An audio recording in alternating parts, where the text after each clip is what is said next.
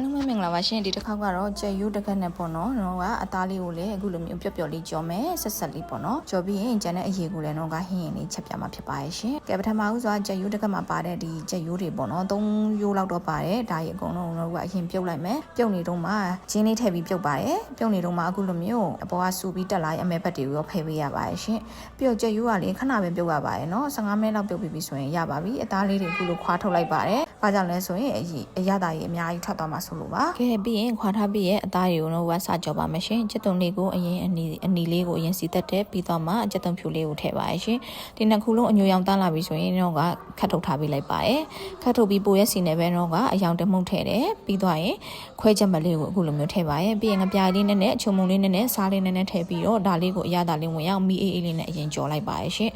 အခုလိုမျိုးအရသာလေးထည့်ပြီးတော့အကုန်လုံးကြော်ပြီးဆိုမှတော့ကခုနကအစင်းသင်းနှွင်ထားတဲ့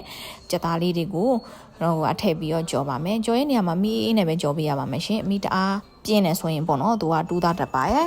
သူ့ကိုလေမီပျော့ပျော့လေးနဲ့ပဲပေါ့နော်အခုလိုမျိုးလေးဟိုဘက်ဒီဘက်ခဏခဏလှိမ့်ပေးနေမယ်လှိမ့်ပေးနေပြီးပါရင်ခုနအစင်းသစ်ကြော်ထားတဲ့ကြက်သွန်ကြော်လေးကိုပါထည့်ပြီးတော့ကိုကရောလိုက်အောင်ပါပဲရှင်သူကလေလောက်ရတာမြန်တယ်ပြုတ်ထားတဲ့အချိန်အလန်ခဏလေးပဲပြုတ်ရတယ်ကြက်သားကိုလည်းတော့ကပျော့ပျော့လေးပဲကြော်မှာဖြစ်တဲ့အတွက်ကြောင့်သူကပြုတ်ထားပြီးသားအတိုင်းလေးကိုပဲပေါ့နော်အရသာလေးဝန်ထမ်းထိပဲတော့ကလူလှိမ့်ပေးလိုက်အောင်ပါပဲရှင်အခုတော့အရသာလေးမြည်ကြည့်ရဲ့အငံလေးနည်းနည်းလူရဲ့အတွက်ကြောင့်ငပြားလေးနည်းနည်းထက်ပြီးတော့ပြန်ပြီးတော့လုံးပေးလိုက်ပါရဲ့ရှင်ကဲအခုဆိုရင်ရပါပြီနော်ဒီပုံစံတိုင်းကိုပဲလေကိုကကြွကြွလေးကြော်သားမယ်ဆိုလဲရပါရဲ့ရှင်ဒါပေမဲ့ငရုတ်သီးရကြတော့နောက်ကြမှာထည့်ရမှာဖြစ်ပါရဲ့နော်အခုကြောင့်တော့ငရုတ်သီးရင်ထည့်တယ်ပြီးတော့မှကြက်သားလေးတွေကိုထည့်တာဖြစ်ပါရဲ့ရှင်ကဲအခုဆိုရင်တော့ကဒီကြက်သားအဆက်လေးပေါ့နော်အဆက်လေးတစ်ခွက်လေးရတယ်ပြီးတော့